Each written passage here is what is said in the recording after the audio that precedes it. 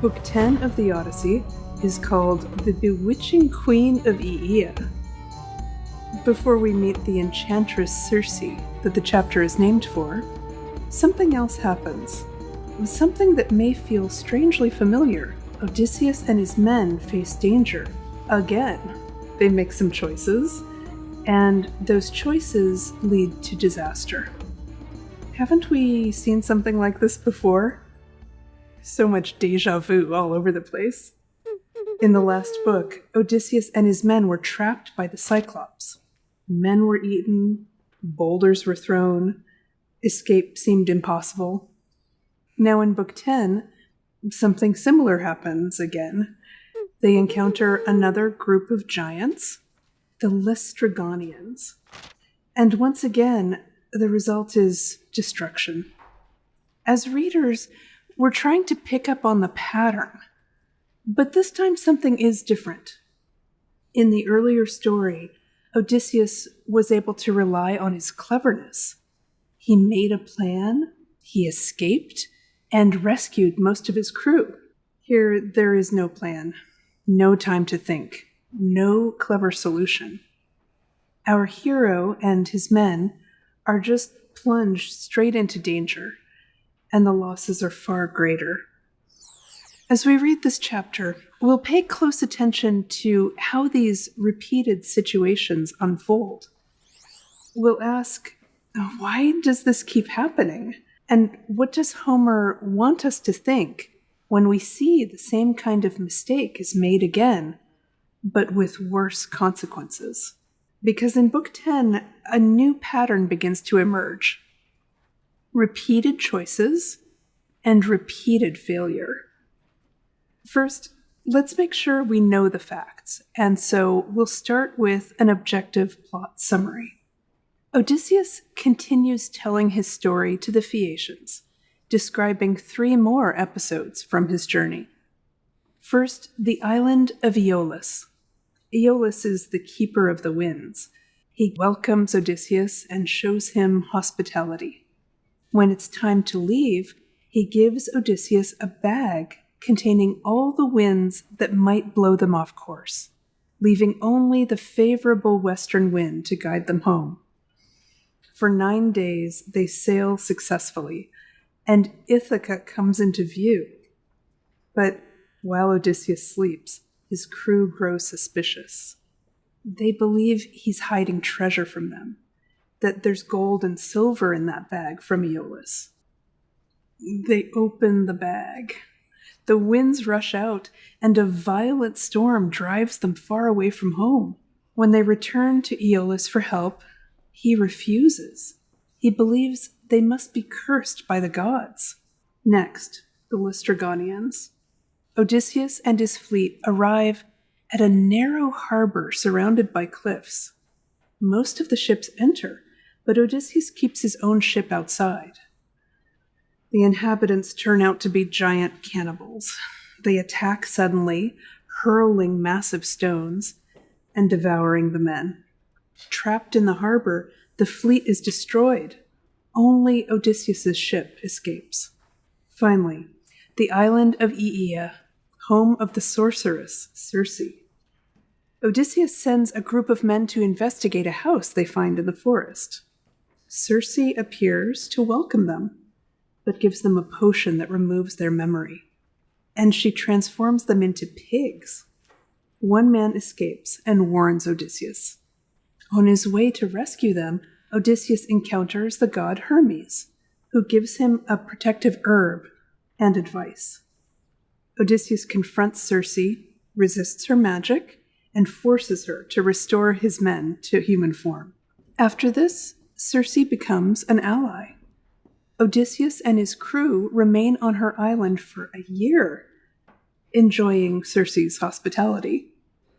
Eventually, the men remind Odysseus of their goal to return home. Before they leave, Circe gives them crucial instructions. To find their way forward, they must travel to the underworld and seek guidance from the prophet Tiresias.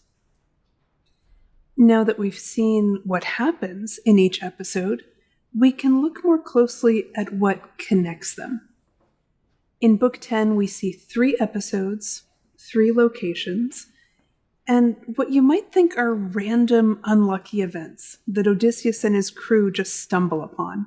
But truly, the outcomes are not random. They are shaped by decisions. Again and again, Odysseus and his men are faced with choices. And often there are warning signs. First, there's the tempting gift bag from Aeolus. It's not enough that they've almost made it home to Ithaca. The crew becomes suspicious and impatient.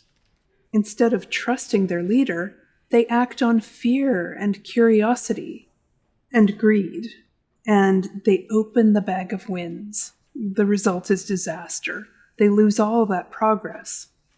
Through their actions, they can no longer even ask Aeolus for help again. They've wrecked their reputation. Aeolus believes that he would be going against the will of the gods to help them again. Next, with the Laestrygonians, the setting itself is unusual and should have made them cautious. A narrow harbor, steep cliffs, an unfamiliar land. These are signs that the place may not be safe, and yet most of the ships enter. Only Odysseus holds back. This time his caution saves him, but not the rest of the fleet. And then, with Circe, we see something even clearer. Eurylochus, one of Odysseus's men, senses danger. He refuses to enter her house. He survives unscathed and returns to warn the others. Odysseus himself calls him brave. We're meant to recognize this is not cowardice. It's caution.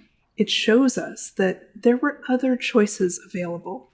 The characters could have acted differently. Odysseus then meets up with Hermes, who tries to tell him how Circe will trap him. But again, warnings are ignored. Curiosity overrides caution. Desire overrides judgment. And the consequences follow. This is how Homer builds this new pattern in Book 10. There is repeated danger, but it's repeated decisions that lead to failure. We might argue that it's only the last episode that would be completely avoidable. Odysseus really has clear options about how to act. Let's take a closer look at this final episode and how Odysseus and his men respond to this supernatural challenge. How does Homer choose to depict this strange turn of events? When Odysseus's men arrive at Circe's house, there are signs that something is unusual. The setting is peculiar. The animals behave in unexpected ways.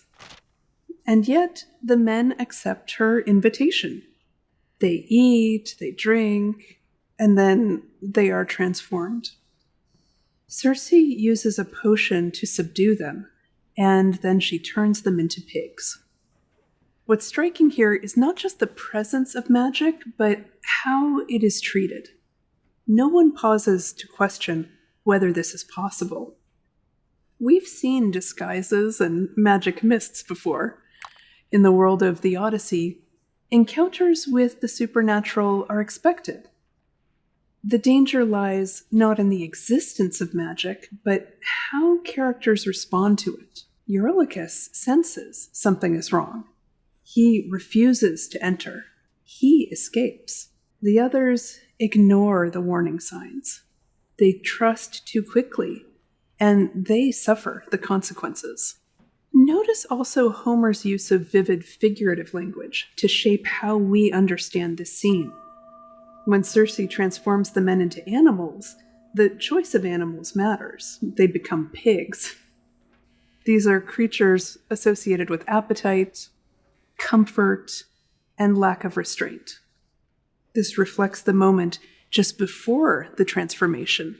The men eat and drink and trust too easily. In a sense, they have already begun to lose control before the magic takes effect. The transformation makes that loss of control evident. Next, we expect that Odysseus will do something clever to save the day. But Homer doesn't satisfy our expectations in a straightforward way. When Odysseus sets out to rescue them, he receives help from the god Hermes. He is given a protective herb and instructions. This plays to Odysseus' strengths. He knows something Circe does not. He resists Circe's magic, he confronts her, and he succeeds. But the story does not end with this victory. Circe restores his men. She becomes an ally. We get the sense that there's more to come in this story. Later, when Odysseus is reunited with his men, Homer uses an extended comparison, an epic simile. This is more of Homer taking advantage of the power of figurative language. The men rush towards him like calves returning to their mother. This image is gentle and emotional. It shows their relief and also their dependence. After everything they've experienced, they are no longer confident warriors. They're vulnerable and in need of guidance. And then something unexpected happens. Odysseus stays for a year, feasting, resting, enjoying Circe's company, delaying the return home. So once again, we see what's now a familiar pattern: a moment of danger, followed by a moment of success, followed by a decision that leads to delay. If we were in any doubt about the repercussions of this dalliance, there is one more fatal consequence. Odysseus loses one more man, who is so drunk he falls off Circe's roof and breaks his neck. Homer has shown us that the challenge is not just surviving the dangerous encounter. It is also choosing what to do afterwards. By the end of Book 10, a clear pattern has emerged. Odysseus and his men survive danger. Again and again, they escape. They are not powerless. They are not simply victims of fate. They think, they make decisions, they choose how to act. But survival is not the same as success. After each escape, something goes wrong. A warning is ignored, a risk is taken, a moment of caution is lost, and the consequences build. The bag of winds is opened, the fleet is destroyed, the men are transformed. And even when things do go well, when Odysseus overcomes Circe, the journey is delayed, time is lost, a year passes. This is the deeper pattern of Book 10. Repeated danger and repeated choices that lead to loss. And remember, because Odysseus is telling the story himself, he shows us these moments. He does not hide them. He reveals a journey shaped by obstacles and by decisions. As we move forward, this raises an important question. What will it take for this pattern to change? Because if the same choices continue, the same consequences will follow. I hope you're sensing another pattern here. At Socratica, we don't want you to just rush through your reading. We're here to help you learn more. If you'd like to continue your work with this chapter, our Reader's Guide will help you take a closer look at the decisions that shape these events. Find the link below. You'll examine moments where Odysseus and his men could have chosen differently, identifying warning signs, missed opportunities, and the consequences that follow. You'll also explore how repeated situations reveal deeper themes, noticing how similar dangers appear across different episodes, and how the outcomes change. And you'll have the opportunity to think about leadership, considering both Odysseus's strengths and the moments where his choices lead to loss or delay. As you work, pay attention to patterns. What happens more than once?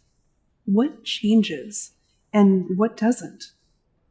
Because in the Odyssey, repeated actions often lead to repeated consequences. And that raises this question: what will it take for Odysseus and his men to change? In the next chapter, the journey takes a very different turn. Odysseus will travel to the underworld, a place of memory, reflection, and truth.